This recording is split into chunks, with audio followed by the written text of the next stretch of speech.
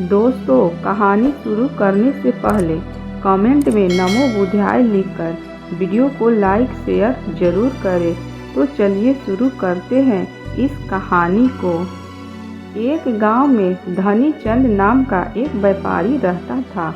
उसकी गिनती शहर के अमीर व्यापारियों में होती थी, लेकिन अब वह केवल नाम का सेठ रह गया था। उसका बिजनेस बंद होने की कगार पर आ गया था। बिजनेस में हुए घाटे की वजह से उस पर लोगों का बहुत सारा कर्जा पड़ गया था।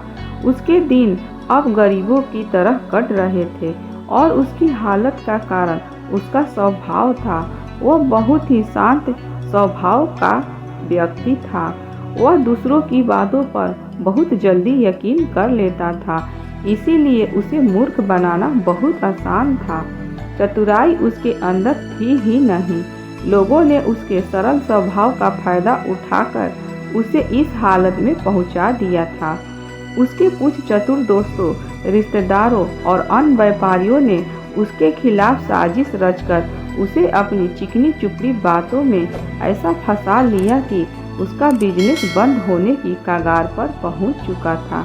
धनी चंद सेठ इन चालाक लोगों की बातों को समझ नहीं पाया था, लेकिन अब वह अंदर से टूट चुका था। अब उसे अपनी गलतियों का एहसास हो रहा था। एक दिन धनी चंद सेठ के सामने उन लोगों की सच्चाई सामने आ जाती है। वह सोचता है कि जिन लोगों को वह अपना समझता था, उन लोगों ने ही उसे धोखा दिया है, जिसके कारण सेठ हमेशा अपनी हालत के बारे में सोचता रहता और खुद को कोसता रहता। अब उसके दिन बहुत ही तनाव वाले और उदासी के साथ बीत रहे थे। उसकी पत्नी अक्सर उससे झगड़ा करती रहती। अन्य सेठ अब अपना कर्ज एक लंबी सेठों की भीड़ ने उसे बहुत ही ज्यादा गहरे सदमे में डाल दिया था। वह अब उन सेठों से बचता फिरता था। अपनी इस हालत से परेशान होकर उसने आत्महत्या करने का फैसला किया और वह आत्महत्या करने के लिए दूर एक पहाड़ी की ओर चल पड़ा। रास्ते में उसे एक महात्मा की कुटिया दिखाई दी। कुटिया में बहुत शांति और सुकून था। सेठ धनी चंद ने देखा कि उस महात्मा के सामने कुछ लोग बैठे हुए हैं और वे उनसे अपनी समस्याओं का समाधान पूछ रहे हैं। यह देखकर सेठ को बहुत ही ज्यादा जिज्ञासा हुई। कुटिया से बाहर आ रहे एक व्यक्ति को उसने रोका और महत्व के बारे में वह पूछने लगा। उस व्यक्ति ने सेठ धनी चंद की ओर देखा और कहा कि वह महात्मा आसपास के सभी गांवों, कस्बों और शहरों में बहुत ही ज्यादा प्रसिद्ध है। वह बहुत ही अधिक बुद्धिमान है। वह लोगों की बड़ी बड़ी समस्याओं का चंद मिनटों में सुलझा देते हैं। वह लोगों के मन की बात जानने और उनके झूठ को पकड़ने में माहिर है, क्योंकि उन्होंने मानव स्वभाव के बारे में गहराई से अध्ययन किया है और इसे समझने में उन्होंने महारत हासिल की है। वह किसी को भी अपनी बात पर सहमत करने के लिए चुटकियों में सहमत कर लेते हैं, इसीलिए उन्हें चतुर बाबा के नाम से भी जाना जाता है। वह व्यक्ति सेठ धनी चंद की ओर देखकर कहता है, अगर आपको भी कोई समस्या है तो आप उनसे समाधान पूछ सकते हैं। यह कहकर वह व्यक्ति वहां से चला जाता है। इसके बाद वह सेठ चुपचाप लोगों की भीड़ में बैठ गया और अपनी बारी आने का इंतजार करने लगा। भीड़ को खत्म होने में शाम हो गई। अब सेठ की बारी थी। उसने महात्मा को प्रणाम किया और दुखी मन से अपनी सारी घटना के बारे में बता दिया।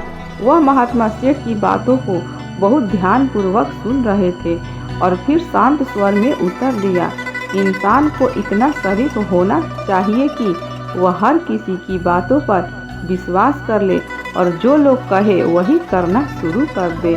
हर व्यक्ति के अंदर इतनी समझ और चतुराई का होना बहुत जरूरी है, इसीलिए नहीं कि वह दूसरों का फायदा उठा सके या उन्हें बेवकूफ़ बना सके, ताकि वह खुद को दूसरे से चतुर लोगों की चालों से बचा सके, खुद को नुकसान से बचा सके और दूसरे ज़रूरतमंद लोगों की मदद कर सके। इतनी बातें कहने के बाद महात्मा अब कहते हैं कि अब मैं आपको समझाऊंगा कि आप लोगों से जो चाहते हैं वह कैसे प्राप्त कर सकते हैं। तुम्हें कुछ ऐसे तरीके सिखाऊंगा जिनका उपयोग तुम लोगों और परिस्थितियों को नियंत्रित करने के लिए कर सकते हो।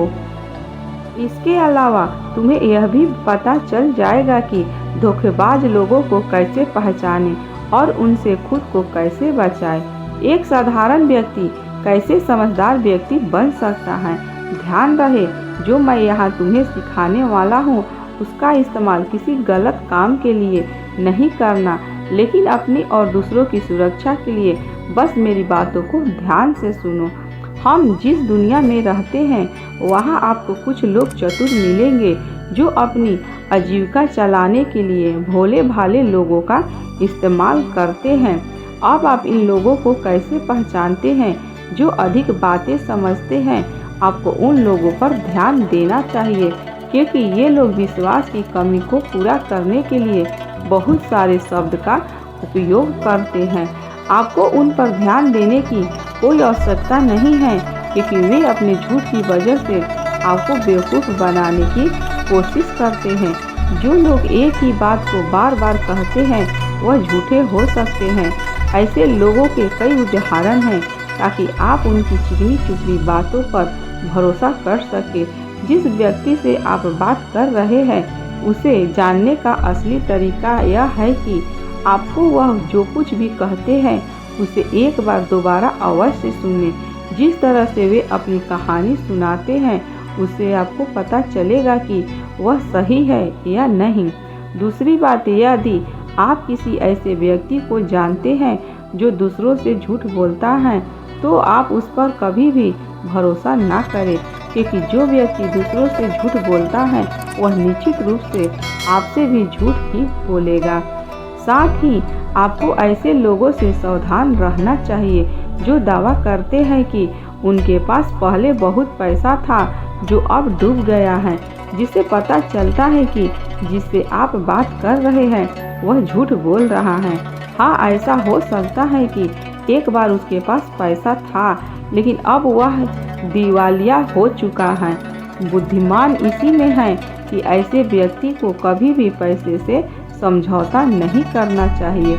जो व्यक्ति खुद के पैसे को संभालने में कमजोर हो सकता है उस व्यक्ति से सलाह लेना बुद्धिमानी नहीं है।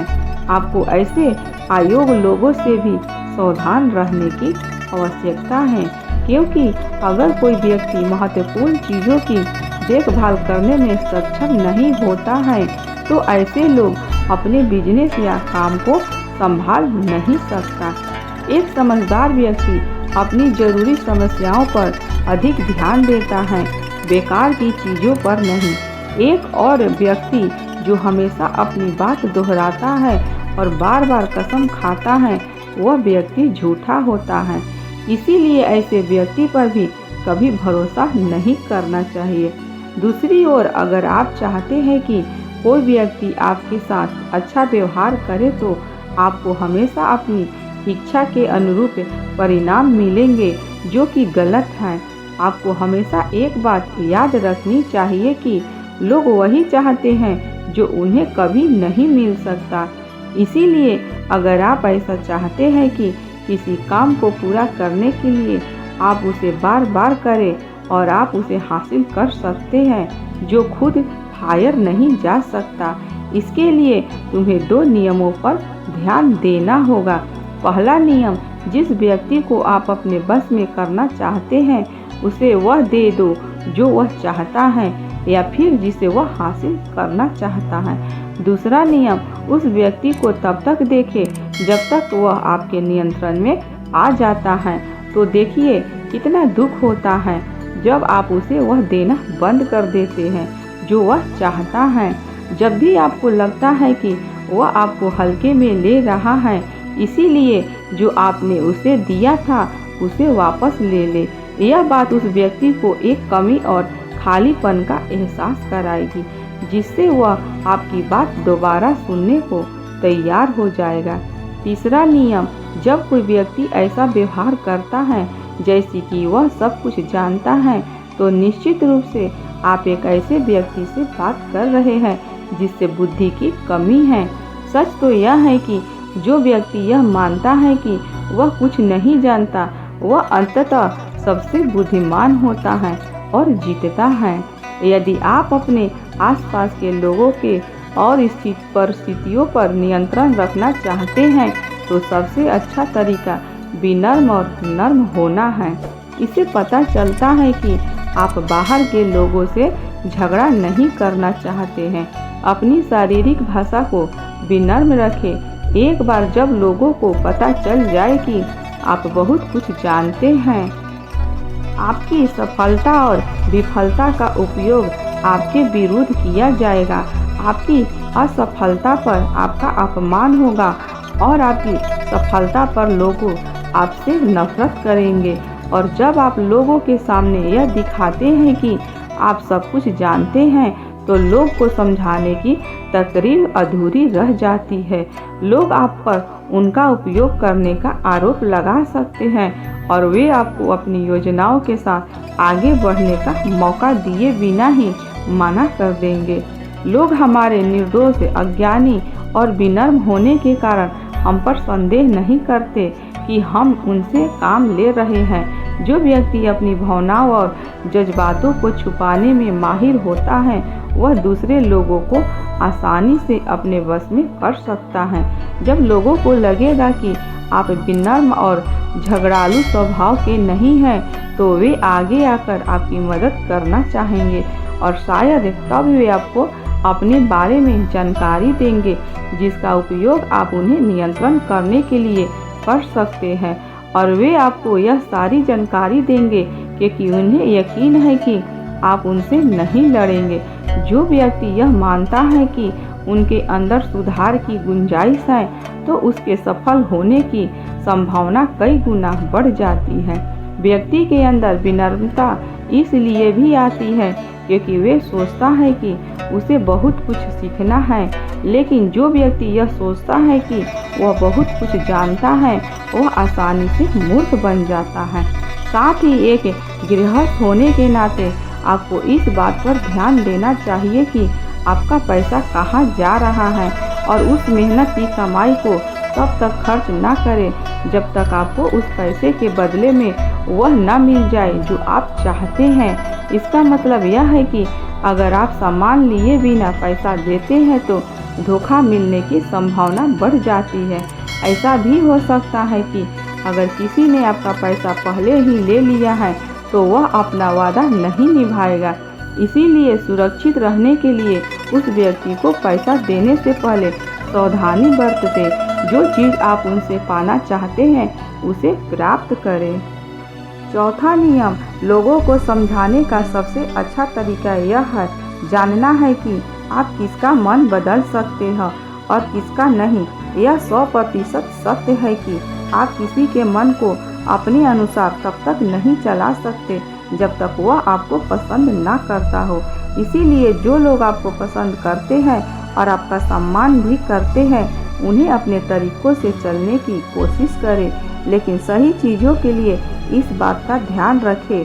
यदि आप किसी ऐसे व्यक्ति के मन में हेरा फेर करने का प्रयास कर रहे हैं जो आपको पसंद नहीं करता तो ऐसे में आपका सारा समय और धैर्य बर्बाद हो जाएगा। इसके अलावा जब भी आप ऐसा व्यक्ति को बदलने की कोशिश करेंगे तो वह आपसे बहस करेगा। चाहे आप कुछ भी करें, आप कभी भी ऐसे व्यक्ति के मन को नहीं बदल पाएंगे। आपको अपनी बहस शुरू होने से पहले ही प्रयास करना बंद कर देना चाहिए और याद रखना चाहिए कि केवल आप ही उन लोगों को बदल सकते हैं जो आपको पसंद करते हैं और आपका सम्मान करते हैं। इसीलिए यदि आप किसी को बदलना चाहते हैं सबसे पहले इसके साथ अच्छे संबंध स्थापित करें और इससे दोस्ती करें।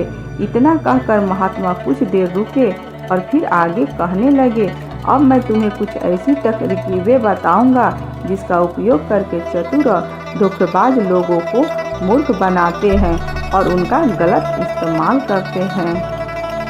पहला तरीका, जब किसी चतुर व्यक्ति को अपना काम निकालना होता है तो वह अपने इरादे पूरी तरह छिपाया कर रखता है, अर्थात वह झूठ बोलता है सबसे महत्वपूर्ण बातें छिपाता है और केवल उतना ही कहता है जितना वह चाहता है। दूसरा तरीका, एक व्यक्ति जो चतुर है दूसरों को गुमराह करना चाहता है, वह जितना संभव हो उतना ध्यान अपनी ओर आकर्षित करना चाहेगा, क्योंकि इस तरह वह किसी समूह का सबसे महत्वपूर्ण हिस्सा बन सकता है, दूसरे लोगों को गुमराह कर सकता है या अपने फायदे के लिए आपके कमरे का इस्तेमाल कर सकता है। तीसरा तरीका, जो व्यक्ति लोगों को गुमराह करता है वह अच्छी तरह से जानता है कि लोगों की भावनाओं के साथ कैसे खेलना है। वह अलग अलग मौके पर अपने लाभ के अनुसार अलग अलग भावनाएं व्यक्त करेगा, लेकिन केवल दिखावा करने के लिए। कभी कभी वह बहुत क्रोधित होगा, कभी कभी वह बहुत विनम्र होगा, कभी कभी वह बहुत मिलनसार होगा और कभी कभी वह बहुत उदास रहेगा। जिस व्यक्ति से उसका काम निकालना होगा वह उसके साथ वैसा ही व्यवहार करना शुरू कर देगा। चौथा तरीका, धोखेबाज व्यक्ति सिर्फ अपने लिए सभी की सहानुभूति पाने की कोशिश करता है। सभी उसे सबसे गरीब समझते हैं। उसे इस बात से कोई फर्क नहीं पड़ता कि आपकी समस्या कितनी बड़ी है। आपको हमेशा यह महसूस कराएगा कि उसकी समस्या सबसे बड़ी है और वह आपसे ज़्यादा परेशान में है। इसीलिए आपको उस पर दया करनी चाहिए और उसकी मदद करनी चाहिए। पांचवा तरीका, एक चतुर व्यक्ति जो आपको नियंत्रित करना चाहता है उसकी अपनी इच्छा के अनुसार आपको यह सोचने पर मजबूर कर देगा कि वह आपके जीवन का सबसे महत्वपूर्ण व्यक्ति है। आप इसके बिना काम नहीं कर सकते, लेकिन वास्तव में ऐसा होता नहीं है। वह आपको सिर्फ यह आभास करा देता है कि आप उसके बिना जीवन की कल्पना नहीं कर सकते। इस तरह जितना अधिक आप उन पर निर्भर होते हैं उतना ही अधिक उनका आप पर नियंत्रण बढ़ता जाता है और वे आपसे अपना काम करवा लेते हैं। छठा तरीका, एक चतुर व्यक्ति हमेशा यह कोशिश करता है कि किसी भी बड़े काम का वह श्रेय हमेशा उसे ही मिले। तारीफ तो उसकी ही होनी चाहिए, चाहे कोई कुछ भी करे, लेकिन तालियां सिर्फ उसके लिए है। इसीलिए वे ज़्यादा से ज़्यादा लोगों का ध्यान अपनी ओर आकर्षित करना चाहते हैं। अधिक से अधिक लोगों को अपने साथ जोड़ने के लिए चतुर लोग अक्सर सबसे कठिन काम दूसरे को सौंप देते हैं और आसान काम अपने पास रख लेते हैं, लेकिन सारे काम का श्रेय खुद लेने की कोशिश करते हैं। सातवां तरीका, एक धोखेबाज आपका सबसे अच्छा दोस्त होने का दिखावा करेगा। वह दिखाएगा कि आपका सबसे बेहतर दोस्त नहीं हो सकता। इस तरह से आपके सभी रहस्य जानने की कोशिश करेगा और गलत समय पर वह उनका उपयोग करके खिलाफ करेगा। इसीलिए आपने रहस्य बताने से पहले 10 बार सोचें, क्योंकि दुनिया में सबसे खतरनाक चीज एक धोखेबाज दोस्त है। इसीलिए यह पहचानना सीखें कि कौन दोस्त है और कौन नहीं।